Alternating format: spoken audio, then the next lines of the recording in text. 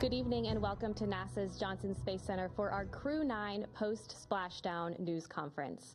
We are joined in studio today by Joel Montalbano, Deputy Associate Administrator for NASA's Space Operations Mission Directorate, Steve Stitch, Manager for NASA's Commercial Crew Program, Bill Spetch, Operations Integration Manager for NASA's International Space Station Program, and joining us virtually, Sarah Walker, SpaceX Director for Dragon Mission Management.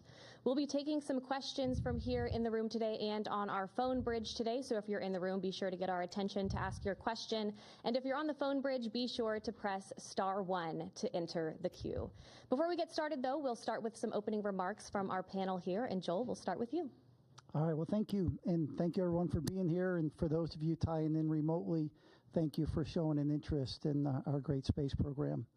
It is awesome to have Crew-9 home, just a beautiful landing.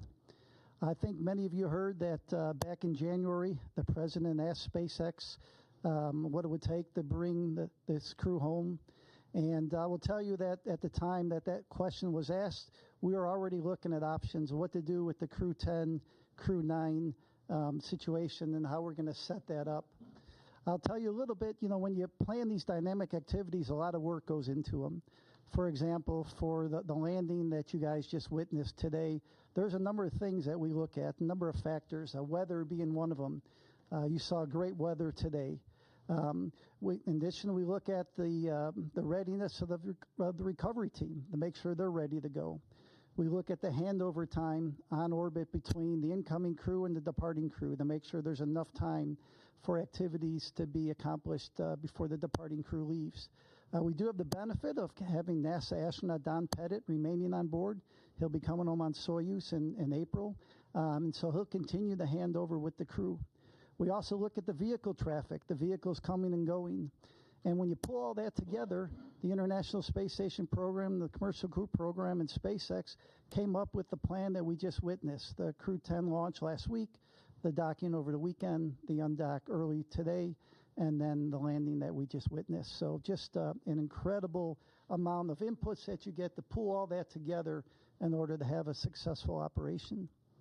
I want to tell you, we want to thank the Crew-9 team and the ground teams for their dedication to excellence, their resilience, their flexibility during this expedition, everything they did to have a successful expedition, as you have all witnessed.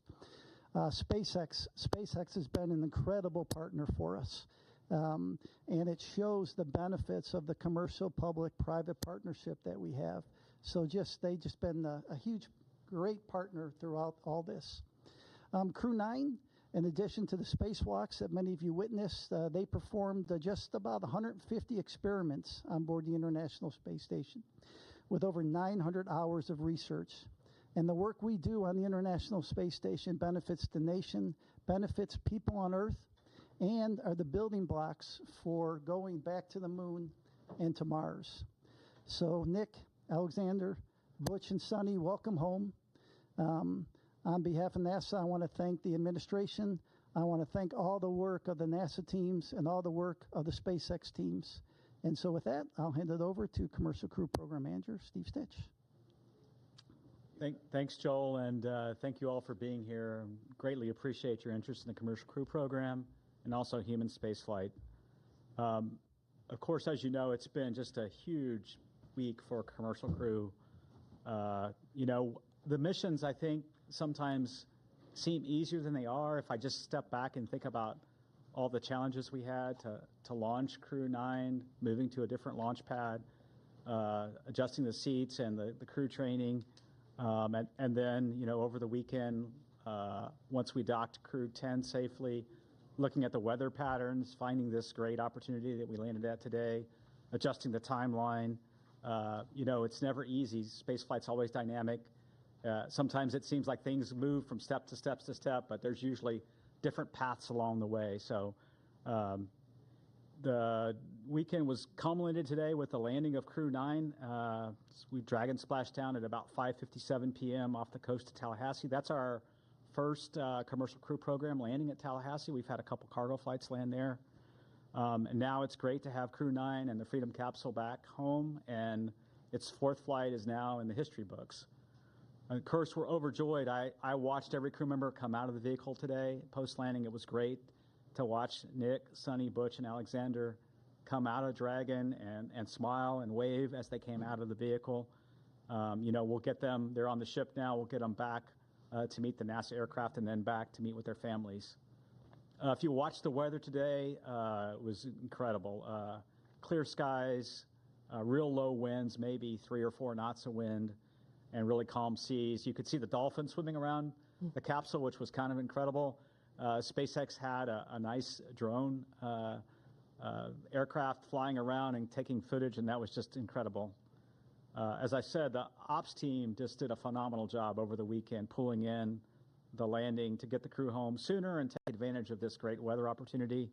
Really appreciate the versatility of SpaceX, the ISS program, commercial crew program, and the flight ops team in planning out the timeline, looking at the crew's workload, determining whether we could pull this off, doing sleep shifting, all those sorts of things that made this an opportunity happen. I also want to thank our partners at the U.S. Coast Guard. They were there on scene, protecting the scene and making sure that it was safe for mariners in the area. The FAA, the Department of Defense, continue to support us. It's great to see the teams really in action. Overall, I would say it was a really clean undocking, reentry, and landing. The Dragon vehicle performed extremely well, didn't really have any issues to work. Little things, a GPS outage that we reset a filter on and things like that. Today, the sequence went perfectly. We jettisoned the trunk, executed the deorbit burn, closed the nose cone, and did the entry. You could hear Nick call down when we finally got the vehicle back through the blackout, 4.6 Gs, and you could tell they were doing well, and then braced for the parachute deploy of the drogues and then the mains and then have them splash down. So parachutes performed well. The whole system worked just as planned. The crew's doing great. They'll spend a little time on the recovery ship getting checked out, making sure that they're healthy and ready to go, and then eventually they'll make their way back to Houston. Again, I want to congratulate the entire NASA Commercial Crew Program, the SpaceX team. In many ways, if I step back to last year, this has been 9 months in the making, and I couldn't be prouder of our team's versatility, our team's ability to adapt, and really build for the future of human spaceflight and looking at different ways to do business, taking advantage of one vehicle to launch a crew and then bring back the crew in a different vehicle. Our partner SpaceX did a tremendous job. Every time we asked them to do something a little different, they stepped up and to the plate and did that, including swapping capsules 6 weeks ago prior to Crew-10, and then also adjusting the Crew-9 mission. We'll celebrate for a while. We're going to take some time in Commercial Crew to celebrate this one and spend a lot of time with the crew, and then we'll move on to Crew-11. Crew-11 will be here before we know it. We'll launch that vehicle as early as mid-July, so we'll start preparing for that. And then, we're working hand in hand with Boeing as well on certification of Starliner, getting that vehicle back to flight. Butch and Sonny's return on Dragon, to me, shows how important it is to have 2 different crew transportation systems, the importance of Starliner and the redundancy that we're building in human spaceflight for our low Earth orbit economy. We're super grateful for Boeing as well and their investment. They're keenly interested in the landing today. They have a watch party going on and are watching Butch and Sonny come back, and they've texted me, as the build up to this, they're very keenly interested in Butch and Sonny, and then we're interested in their resilience. That whole Boeing team, like our whole Commercial Crew Program team, is resilient and moving forward to the next steps on Starliner. It's been a busy start to 2025. It's hard to believe we're in the middle or toward late March. Looking for an exciting summer as well, and I look forward to your questions, and I'll hand it over to Bill. All right, thanks, Steve. Yeah, welcome, and thanks for everybody's interest as we continue on. Return today marks the successful completion of the Crew-9 mission, and really with them handing over operations on board to Crew-10. Just some interesting stats as we go through. Nick and Alexander both spent 171 days in space on this trip, seeing the arrival and departure of 4 different visiting vehicles to the ISS. Butch and Sonny spent 286 days in space, and they got to see 8 different visiting vehicles coming and going from the ISS. We stay really busy as we talk about all these vehicles coming and going from the station. Nick and Butch each conducted one spacewalk, and Sunny conducted two. That actually gave Sunny the record for most time on spacewalks by a woman, and puts her fourth overall in terms of time outside doing spacewalks. The crew contributed to more than 150 unique experiments, like Joel said, including stem cell technology to potentially address blood diseases, autoimmune disorders, and cancers. They tested lighting systems to help maintain circadian rhythms, which will help improve conditions for not only future crews as you go through spaceflight, but also those on the ground for shift workers and those in extreme or remote environments. They did plant growth and quality experiments to support future Moon and Mars missions as we look forward with that. They loaded a really interesting experiment. JAXA had their first wooden satellite. They loaded that into and got that deployed from the ISS. And then as part of their spacewalk, Butch and Sunny collected samples from the station's exterior to study the survivability of microorganisms in the vacuum of space. I'll tell you, the Crew-9 crew did a great job here in the near term supporting this shortened handover period with Crew-10 and enabling that landing opportunity that we saw today. There was a lot of work that they did ahead of Crew-10 arrival to get prepared, and then really working through all of the things that we need to do to hand over the emergency procedures to the crew, to get the cargo transferred that they need to, and to get all the vehicles set up for Crew-10 to be very successful. Crew-10 is already working hard, and they're working on key science investigations on board. They already kicked them off even while they were getting prepped for undocking the other day.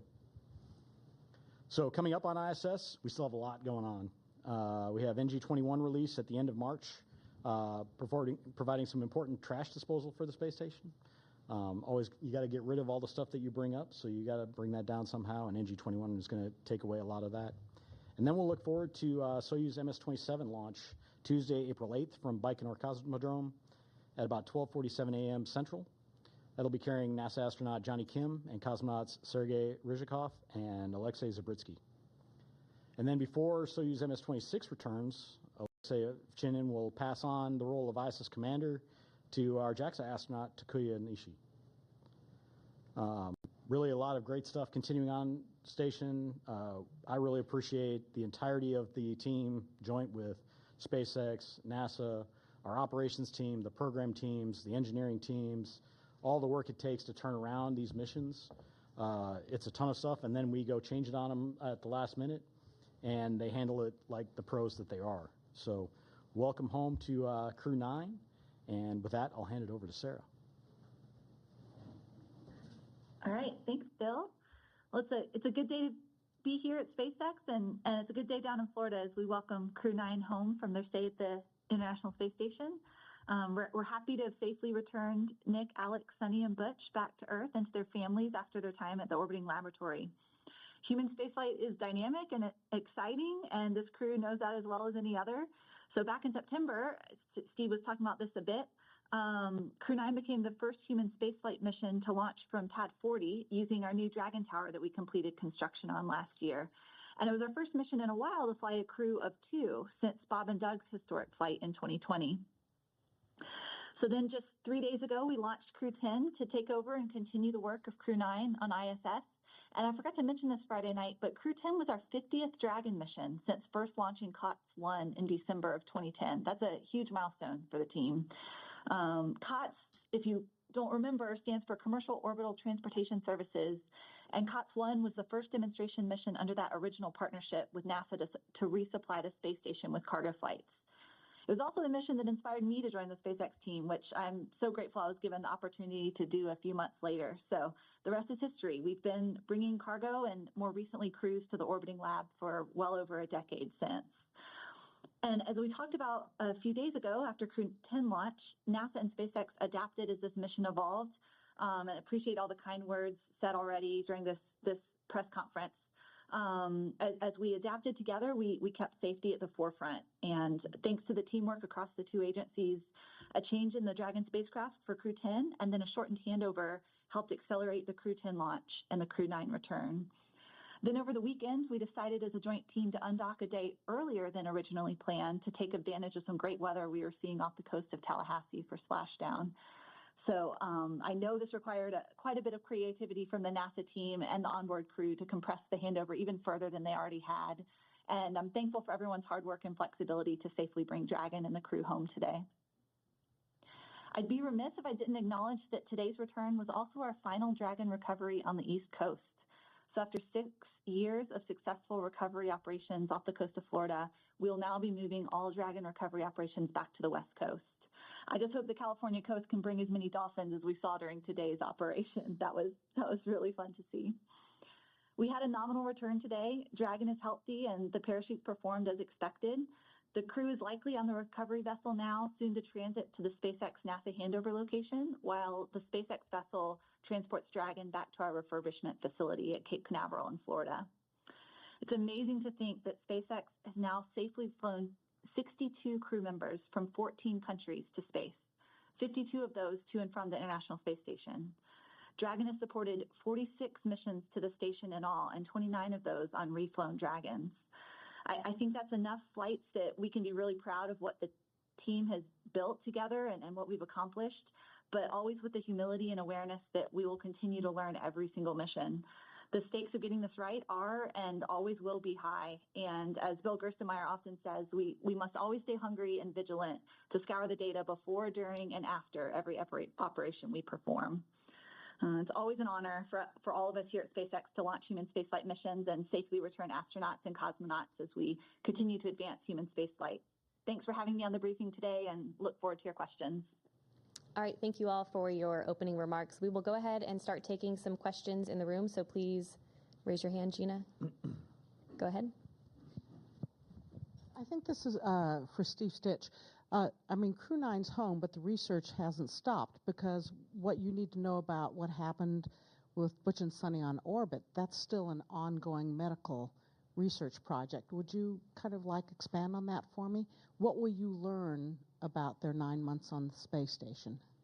Yeah, I think I can comment and then see if Bill has anything to add. But, every single crew member that we fly in orbit, we collect medical research data. We do various blood draws at various times during the flight, especially toward the end. Do bone density measurements in space. We look at their vision and how their vision might change over time, their intracranial pressure. We do all kinds of things. So you're right. Every single astronaut, when they come back, including Nick and Alexander, is participating in all kinds of experiments, and we're learning from all those. And I'll see if Bill has anything to add. I think you covered the vast majority of it.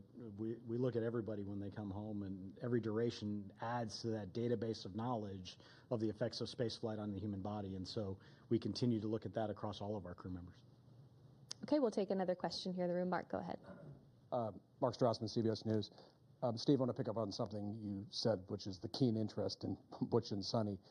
All 5 major television networks cut in with live special reports following the splashdown, because Butch and Sunny have arguably become America's most famous astronauts over the course of their 9-month saga.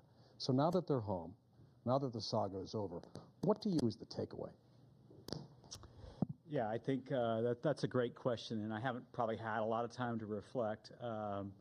We're certainly looking at Starliner very carefully. We're in the process of looking at that vehicle, looking at the helium system. We've got some candidate seals that we're going to replace. We'll get into some testing here over the summer timeframe with what we call an integrated doghouse at White Sands. So we're looking at that. The thing I think back of this whole timeframe is how really resilient Butch and Sunny were the whole time. They launched on what was going to be a short test flight with the crew flight test vehicle with Boeing. And then they moved very quickly into station increment operations, and they became seamlessly part of the International Space Station. And they did that because they're experienced astronauts, and we had prepared, right? We had flown gloves for them to do spacewalks, and we had flown a lot of components for them. So I think that shows the adaptability of crew members. And if I think forward to exploration and maybe some harsh missions to the Martian surface someday, or back to the moon, the adaptability of crew members, changing the timeline for their return. Certainly a huge thank you to their families. When you think about Butch and Sunny, they enjoyed their time on station. They got to do spacewalks, and they got to do lots of cool science and things like that. Their families are the ones that really, kudos to them for being resilient in a planned short duration flight now turning into a long duration. And I think back of when they went into quarantine. They went into quarantine in the April timeframe for the early May launch that we had for crewed flight test. So the families, a huge thank you to them. I'm sure the reunion is going to be wonderful with the families. And we'll keep learning as we go and keep being adaptable in the future. Let me just add, if it's okay, it shows the flexibility of our commercial providers. The fact that they flew up on the Boeing vehicle and home on SpaceX, this is a lesson learned for NASA too, such that when we do have Boeing and SpaceX both flying on a regular basis, we need to be able to do the opposite too. If we come up on a SpaceX vehicle and have a problem, to be bringing people home on a Boeing vehicle.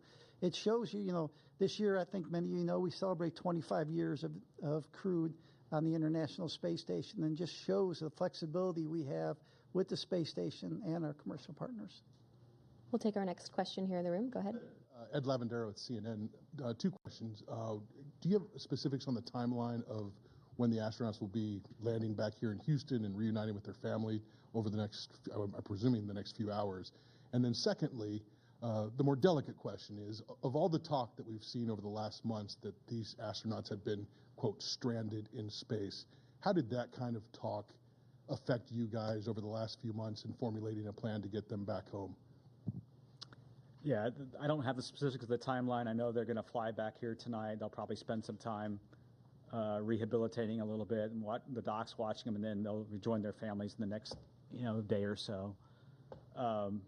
Relative to the mission planning, I think what we did was we tried to look for opportunities to bring the crew back when it was safe to do so. And, we always had a lifeboat, a way for them to come home, all the way back to Starliner. If you remember during the Starliner crewed flight test mission, we said if there were an emergency during part of that mission, we considered the thrusters, the service module thrusters, good enough to bring the crew back then. We then transitioned to the Crew-8 vehicle for a temporary time frame until Crew-9 arrived. So we always had a way to get the crew home safely should we need to. And then it really became, when is the right time? When is the right time to bring them back?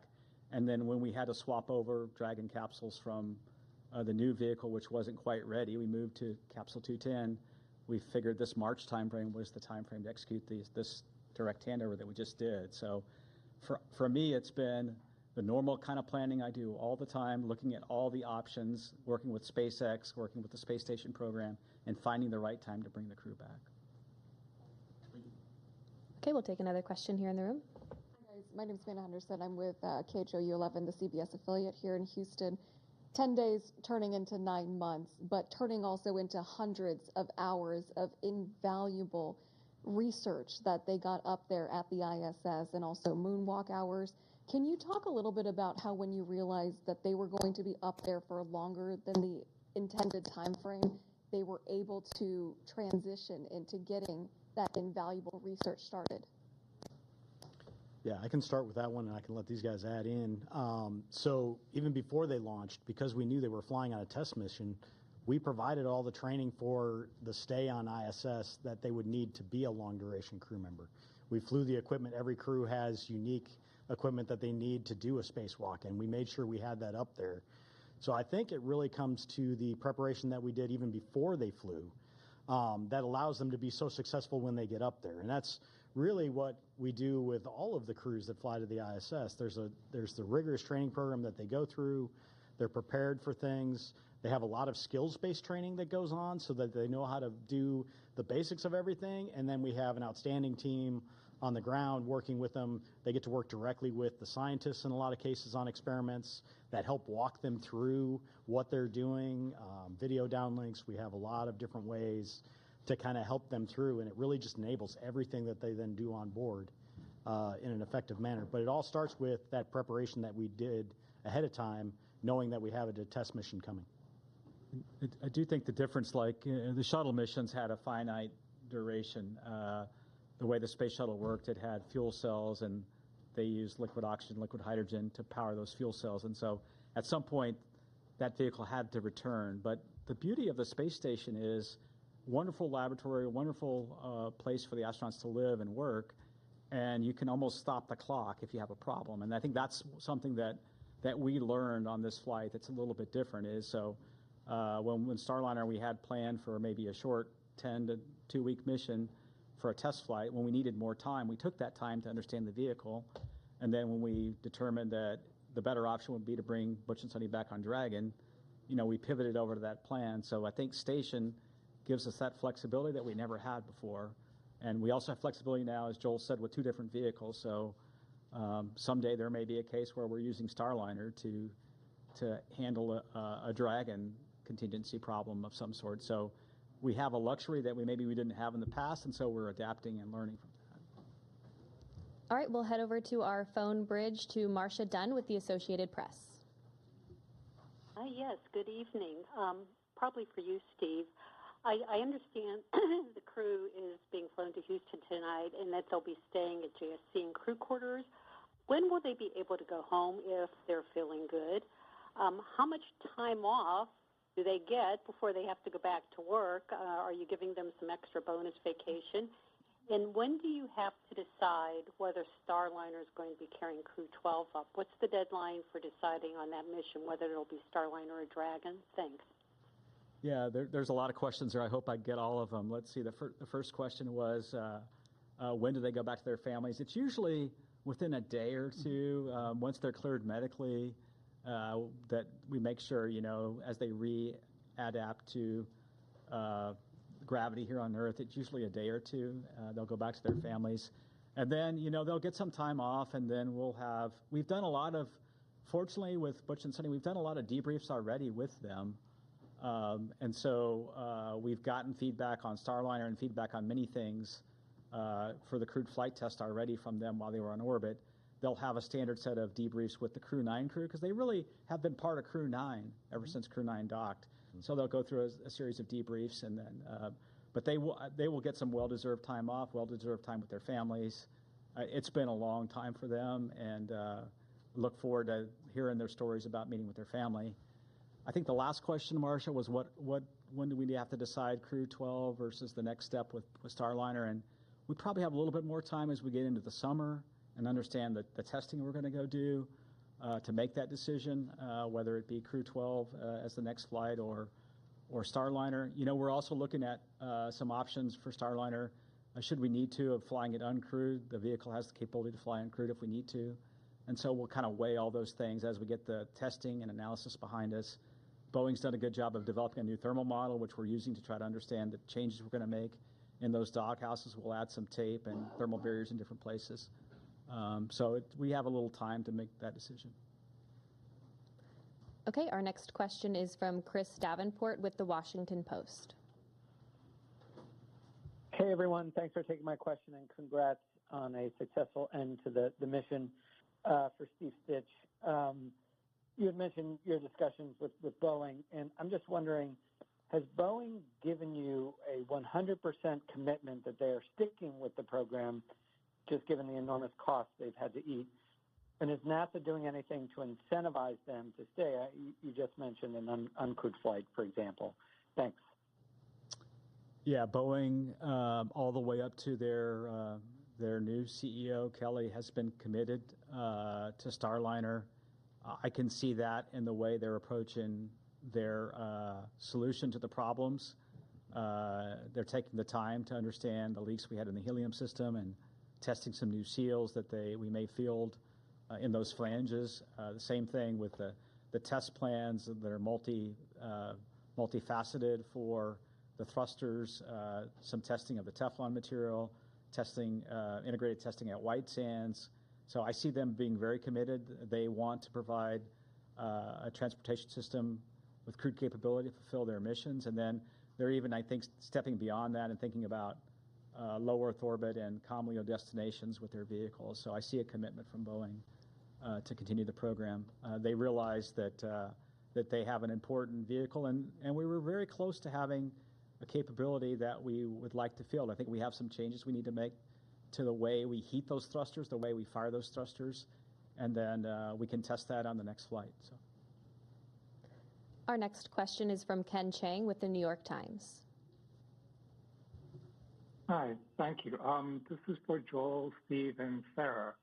The White House put out a statement that said the landing today, representing President Trump keeping his promise to rescue the astronauts stranded in space. And from what you just said during this news conference, sounds like it's been in the works for months, and a lot of work for everyone. So I was just wondering, could you explicitly answer the question if Kamala Harris were president, or if Joe Biden had run for re-election and won, would anything have changed with this mission? Thank you. NASA is an agency. We work for the president, and who's ever there, we work for them. We had an input from that office. We took a look at it, and our job is to take all the inputs we get and operate as successful and safely as we can. And that's what we did for this administration, and that's what we would do for any administration. Our next question is from Sana with Bloomberg News. Hi, thank you so much for taking my question. I had another question regarding Boeing. I know you just mentioned that you're looking at options for an uncrewed mission. So I guess we're wondering who would pay for the uncrewed mission, and would Boeing be required to redo the crewed test flight as well? Thanks. Yeah, what we're looking at right now is we really want what I would call is a crewed capable vehicle. So even if we were to fly the vehicle without a crew in the return back to the next steps with Starliner, we want that to be crew capable. So we want it to have all the systems in place that we could fly a crew with. And in fact, as I think about it, it might be there for a contingency situation as we prepare for whatever events could happen. One of the things that I've learned in my time at NASA is always be prepared for the unexpected, always have options. And so that's what we're thinking about. So we'll take those steps forward. We'll look at the test data. We'll make a decision whether to fly it crewed or uncrewed. And then, we are trying to do it under what we call this post-certification phase of the contract. And Boeing has delivered a lot of the certification data already. They have a little bit more to go relative to the prop system. I think we talked about they're flying a new spacesuit eventually, and a few other things like that. So we're looking at doing it under that phase of the contract, and NASA meeting its commitments on those flights. Our next question is from Will Robinson-Smith with Spaceflight Now. Hi, thanks so much for taking the time to talk with us today, and congrats on the splashdown of Crew-9. Maybe just following up on Ken's question to Joel and Stitch and Sarah. Obviously, as you've discussed tonight and over the last several months, the plan has been established for some time on how to bring Butch and Sunny back to Earth. But barring them returning on the seats that were added on the Crew-8 Dragon spacecraft, had the decision been made to try to bring them back any earlier, was there a Dragon spacecraft that would have been available to operate that mission prior to the Dragon that we just saw support the launch of Crew-10? Thanks. Yeah, the earliest Dragon that we had to go fly the mission really was this capsule 210. And so when we were planning originally on Crew-10 to have the newer spacecraft, we thought it would be ready. And initially, we were going to launch in mid-February. We moved it to March 25th. And then I think Sarah talked briefly before about some of the challenges we had, or maybe it was Mr. Gerstenmaier, with a battery system that was a bad component we had to pull off. We had to pull the heat shield off and vector out of some work on the vehicle. We had some challenges with some valves in the prop system.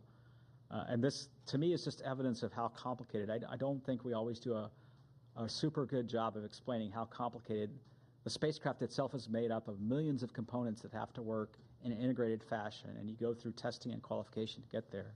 And so those components didn't work. And when we looked at that, we just pivoted over to the vehicle that was going to be ready the soonest, which was Capsule 210, and that led us to the March 12th date and then eventually the March 15th launch. Our next. Yeah, and maybe I would just add that with 5 Crew Dragon spacecraft in the fleet, certainly many paths are possible, right? With the allocations as we had them with our current slate of missions in the next 12 to 18 months, exactly as Steve said, it was the new spacecraft that was anticipated to be ready first, with the one we ended up flying shortly on the heels, and then when we ran into a processing issue on that new vehicle, the other one could be ready sooner. And so those were the two that were coming available. But certainly we can pivot and adapt. Flexibility is the name of the game, right? And so if we change what lanes or what stage of the flow any given spacecraft is in, we can open up other options available. But we had these vehicles allotted to or allocated to specific missions, and these were the two spacecraft that met the need that we had here in the spring to fly these missions in the timeframes that they were requested. All right, our next question is from Joey Roulette. Hey, thanks.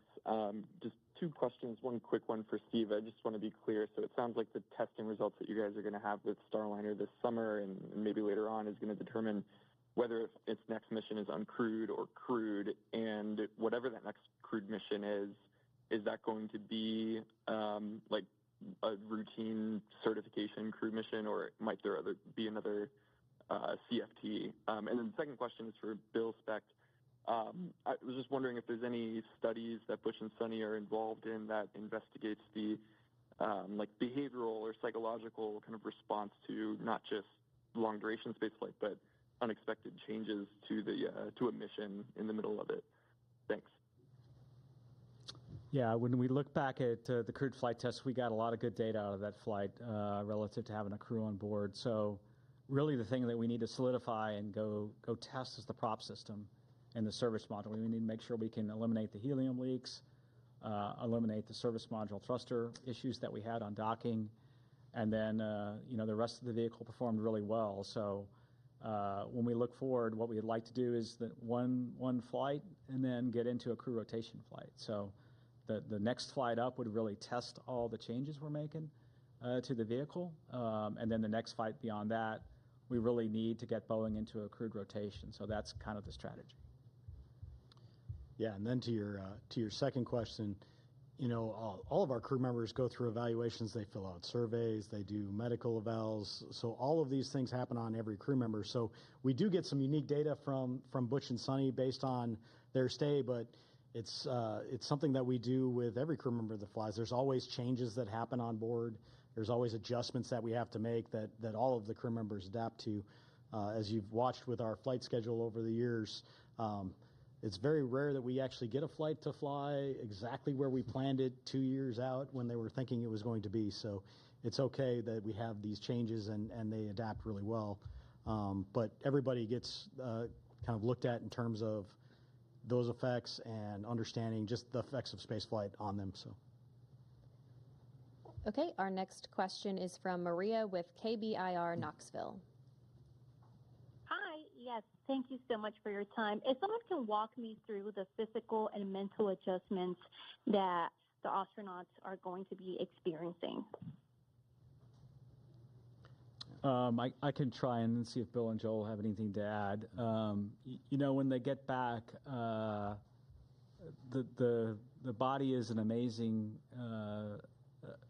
adaptable. The one thing that the body will struggle a bit with is the inner ear and the vestibular response in microgravity. When you transition from 1G here that we're sitting in this room to then in space, the inner ear can get a little disturbed because gravity's not pulling the fluid down and the little hairs inside the inner ear. And so the crew can take a little while to adapt to microgravity. That same thing happens in reverse when you land back on Earth. The human body was adaptable and was used to being in microgravity. Now the vestibular response is such that you feel disoriented, you may feel a little dizzy, you may have trouble getting up. And then, of course, physically, their body, when they were operating in space and doing operations inside the various modules, their muscles weren't working as hard, their heart wasn't working as hard, and so there's a muscular and cardiovascular kind of reconditioning that has to happen. And so that's what's happening now. And then, there's a little bit of response coming back to 1G. In space, I could let this pin release this pin and it's going to stay right where it is. And, in 1G, if I release the pin, it falls. And so there's a little bit of that the crew has to get back and learn the skills back here on Earth again. So. Okay, our next question is from Jackie with the Times of London. Hello, and thank you. I'm sorry if this is a really frustrating question because I know there's so much good work done on this mission, but there has been a fictitious narrative woven around it by prominent people who are hard to ignore. Why has NASA not pushed back more emphatically against that and against the use of astronauts by one of its commercial contractors as political pawns? And what's to be lost by simply correcting that narrative for the sake of the public who have paid for the mission? Thank you. I would say, our job at NASA is to successfully and safely fly these missions. We fly it with the laws of physics, and we fly it with our commercial partners. And so oftentimes there may be things out in the press that may not be exactly what's happening. And our job is to fly these missions, and regardless of what you read in the press, our job is to fly successful missions, safe missions, and do the science we do on board the International Space Station. I mentioned this year 25 years of continuous crew presence on board later this year, the International Space Station. And we do about 150 experiments every expedition we fly. So think about it, every 6 months. I think we're over 3,000 experiments since we started the International Space Station, and that's what we focus on. Okay, our next question is from Jeff Faust with Space News. Hey, good evening. Question for Bill or Steve. Since the Crew-9, Crew-10 handover lasted only a couple of days, was there anything you would normally do on a handover you weren't able to do in this case? And in the future, might you consider shorter handovers between future commercial crew missions? Thanks. Yeah, across the board, the main thing that we have to get done is, like anytime you get to a new place, is the emergency briefings. Where do I go in case of an emergency? What are my duties in terms of an emergency? And that happens very early on. And then the follow-ons are more of the general, hey, where did you guys put this thing? Or where did you put that? Where did you leave this wrench when you get up there? Because you can imagine the size of the space station is so large, and there's a lot of stuff up there. So a lot of the handover that we do with the crews is more set up to be an efficiency gain. And that really helps them be more effective when they go and get to the tasks done that we need to. So when we reduce that time, we reduce that efficiency in the near term to accomplish the tasks on board. We evaluate that each time and understand what our handover is. In general, we don't look to reduce that because we want to be as efficient as possible. We want to get everything done in the most efficient manner, get the most things done on space station that we can. But in this case, it was actually to our advantage to go work that shorter handover and then get them home as quicker, hitting this weather day that we had here today, and not leave it up to how the weather was going to behave days and days from now. So the critical stuff always gets done, that emergency handover, that how do we go handle contingencies on board. They're trained on the ground for all of these things, and we have a lot of support for the teams on the ground to help them as they go, so we can shorten it if we want to, but it's not quite the same as getting up there and finding out from the person that's been up there for 6 months, hey, I found that this was the best spot to put this, or I left this here, and so when you need it, go look over there to go do this, or this is the best way to go pull out this drawer, or whatever you have to do for your experiments on board. So nothing beats that face-to-face handover and the time they get up there, but we have the options to shorten it when it makes the most sense. Okay, our next question is from Sawyer with NASAspaceflight.com. Thank you so much. This question is, I believe, for Sarah. With this being the final splashdown on the east coast of the United States, what is the plan for Megan? Is that going to be repurposed to the west coast? Is that going to stay on the East Coast? And then what becomes the contingency if, for example, the weather isn't good at the planned Pacific landing sites, whereas here you had the Gulf and the Atlantic? Hey, we don't know the answer yet to what will happen, what will become of Megan. We've got Shannon here on the West Coast. I'm sitting here in California right now, and there's unique benefits and unique challenges of weather patterns on the West Coast versus the East Coast. Just one example, we have far more stable weather in terms of wind and wind speed, wave height than we did in Florida. So where we needed numerous sites on both coasts of Florida to provide geographic diversity to avoid weather patterns that may be happening in one area and not another. Not so much the case on the West Coast. However, our cloud cover is different here than in Florida. And so things like the airborne assets that support our mission might have different challenges out here than over there. So we've done a lot of trying to learn from meteorologists and historical weather patterns, and then figure out the right number of sites and the right number of support assets to ensure that we maintain a high return availability, which means a high percentage of days that would be a viable return option with a safe splashdown, regardless of what coast we're splashing down on. All right, our next question is from Isam with AFP.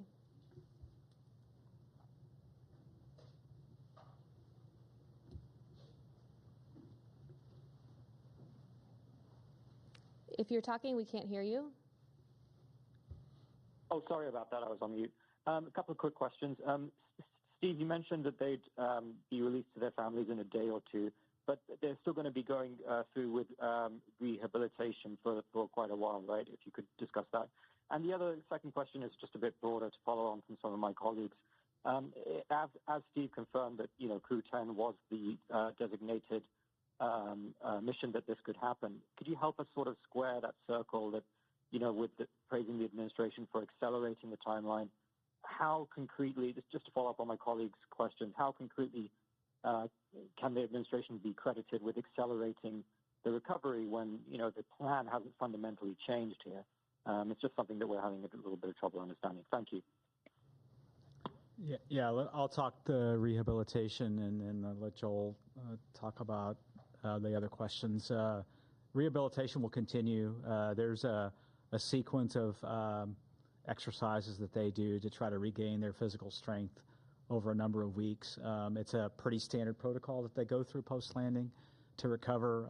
It's well documented, well practiced, and the docs and the trainers that do this work will kind of follow each crew member, whether it be Butch and Sonny or the others. We talk about Butch and Sonny because they had a 9-month stay, but the others had 171-day stay or so, which is pretty typical of what we've had. And I'll let Joel handle the other questions.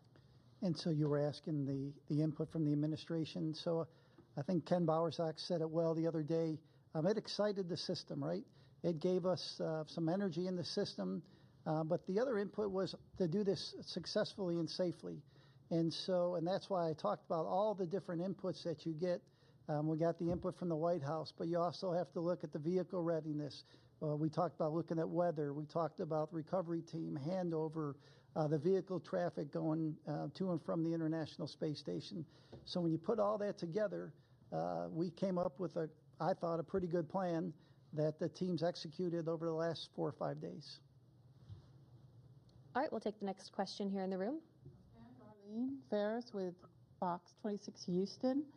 I was just wondering if any of the experiments or tasks, was there anything that was able to be done due to the unexpected extra manpower with them on board that wouldn't have like a benefit to having the extra people? So we, once Crew-9 arrived and Crew-8 departed, we were at our normal crew level. So we managed within the normal kind of cadence that we did there. But before that, we absolutely took advantage of Butch and Sonny being there and having the extra hands. We had some maintenance activities that had to be done over the summer that would have potentially taken away from some of the science that we were doing that we didn't have to take away from that time because of the fact that we had the extra hands there. So it was great having them there over the summer as extra hands to help out with a number of activities going on. Okay, we'll take our next question here in the room. This may be premature, but initial reports from the recovery ship just about their condition and how they're doing. Has anybody heard? I haven't heard anything specifically from the recovery team, but just in looking at the way as they came out of Dragon, they all looked very healthy. You could tell they all looked like they were feeling about normal for the landing and recovery phase, where their body's trying to readapt. So, yeah, I haven't heard any reports of anything other than that they're doing well. So I saw a lot of smiling and waving. yes, yes, yes. Okay, our next question is from Ellen with thedailymail.com. Hi, thank you guys so much for taking our questions tonight. This question is for Joel. Barry Wilmore's daughter spoke out on social media and blamed politics and negligence for her dad's delayed return. We know that President Trump and Elon Musk both said the previous administration didn't want to bring the Starliner crew back for political reasons. Can you comment on these claims? Yeah, so I wasn't involved in any conversations with the previous administration. It was clear we had a request from the current administration, and the results you saw is what we saw today with the landing of Crew-9. Okay, we'll take our next question here in the room. Have you guys gotten a chance to talk with the families of Butch and Sunny? And I mean, I'm sure just being able to see them wave and smile today is a huge relief for them, but they've been in quarantine and up in space for almost a year. How are they feeling with everything? Yeah, I haven't talked personally to the families, but I know the astronauts have a great support system. In other words, they're able to effectively FaceTime with their family and keep in touch with their family. I'm sure Butch is looking forward, and Sunny both coming. Easter's coming up, and there's graduations coming up, and there's lots of family activities coming up that the timing's probably pretty good for. So I haven't had a chance to talk to the family. So My guess they had bigger smiles than the crew members. yes, yes. Okay, our next question is from Mike with space.com. Thank you, guys. This is probably for Sarah. I was just wondering, were there any different approaches that you guys took with this Dragon to kind of meet this faster deadline, or this, and if there are any kind of changes to the processing, are those things you can take into future missions? Hey, no changes to the processing. And actually, if you're able to go back and listen to Friday night's briefing, I think Steve also shared a little more detail about that. But similar process, it's just a matter of doing a little bit of Tetris within our facilities of what vehicles are going into what tests or what operations in the pre-launch processing flow first. So we certainly did that. There's a few items of hardware within the vehicle that are unique to the specific crew flying. For example, we have small, medium, and large seat buckets installed in each of the 4 locations, and then custom foam for each individual to further customize their experience. And so there was a little bit of just doing the tally on the unique hardware and making sure it was all okay to be used for this mission, but nothing unique to the actual processing flow itself. Okay, our next question is from Carolyn with Fortune Magazine. Thank you very much, and congratulations. I'm wondering, can you just share a little more how Sunny and Butch handled kind of the switch mentally to the 9-month mission, besides being very resilient, and what advice you give the rest of us lonely humans when we encounter challenging circumstances? And then maybe just talk a little more about the physical repercussions with respect to radiation, effects on the heart and cornea, that kind of thing, and how we go about planning to protect against that when we think about missions like to Mars and extended stays. Thanks. I can start, and then the other guys could ask. Before an astronaut flies, we talk to the crew. The crew members are talked to about extending. Hey, you may be assigned for a 6-month mission or an 8-day mission in this case, and you may be extended. Frank Rubio was an example, right? Mark Vandehei was an example. So this isn't the first time that people are flown. Clearly their mission was much shorter than those other missions, but the crew members are talked about, hey, what would you do if you had to be up there for a year? So they mentally prepare before they launch, and they talk to the other crew members that have flown for these long duration missions. And so the teams are preparing. We do different things on the ground. If you're there a little longer than normal, maybe you'll have some extra family conference times, or maybe a half day off after a certain amount of time on orbit. And so we had experience from past crew members, and we made changes in the operations and how we do that. And so let's see, Bill, if you want to add anything to that. Yeah, I think the other question was, really on kind of the effects of space on people in general, and when you change the duration on them. We look at every crew member when they're going up and making sure that we feel confident, even if their mission had to be extended, that they're up for it and that they've got, I think, the time allowable, I think, for them to stay in space and to go through that. We monitor everything on board. We keep an eye on things like radiation. We keep an eye on things like solar activity that can affect that. We keep an eye on the rest of the environmental factors on board, whether it be the carbon dioxide levels, the CO2 levels, the contaminants that we have on board. We have scrubbers and filters and things that take that out. So we do all the things that we would normally do to manage that for crew and minimize their exposure to anything that could be considered harmful. And then we limit the times to the best of our ability that we can up there. Our next question is from Marcia Smith with spacepolicyonline.com. Thanks so much. Steve, you mentioned that Crew-11 might launch as early as July, which seems like a pretty short interval for Crew-10 to be up there. Could you talk about what's driving you to launch as early as July? And will either of the astronauts who are bumped from Crew-9 be on Crew-11, Stephanie Wilson or Zena Cardman? And which capsule will they be flying? Let's see the timing for that mission right now. Originally we were going to fly that mission. We had been, if you look at historically, our rotations have been in February and August. There is a particular SpaceX cargo flight, CRS-33, that has the ability to do some reboost for the space station, and that needs to fly in that late August, early September timeframe. And so we moved our handover up. That boost trunk is what we call it, will be there for a large part of the fall timeframe. So to get all the propellant used on that mission. So that's why we looked at moving it up. Right now we think we'll fly probably the Capsule 206, which is our fleet leader. It'll be on its 6th flight. We'll continue to work that with SpaceX. You have to remember with space station, one of the critical consumables is docking ports. We have 2 of those docking ports.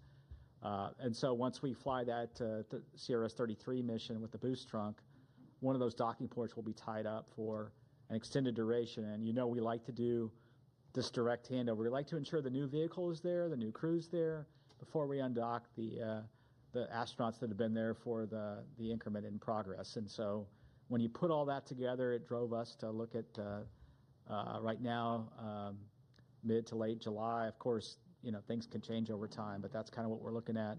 We'll kind of pivot over to that once we complete the debriefs for Crew-10. So, our next question is from Will Robinson-Smith with Spaceflight Now. Hi. Taking a question from us. Question to Steve Stitch. Going back to the comment you made earlier in this briefing, correct me if I'm wrong, but I think you said that there was another look that needed to be taken at the flight suit for those flying both these flyers. Can you add a little more detail into that may need to be changed and the reason for that? Thanks. Did you get that? I couldn't. I'm sorry, you're coming in a little bit, it's breaking up a little bit. Can you please try to repeat your question?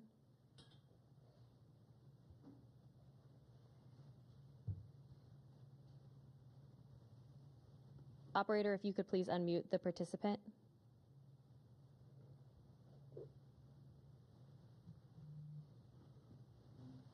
Will, if you're talking, we can't hear you. Can you hear me? Yep, we can hear you now. Oh, perfect.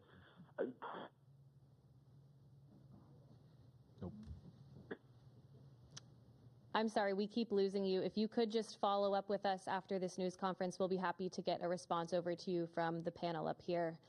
But for now, that'll do it for our press conference this evening. Once again, Crew-9 is safely back on Earth. And as always, you can follow NASA and all of our missions on nasa.gov. Thanks for joining. We'll see you next time.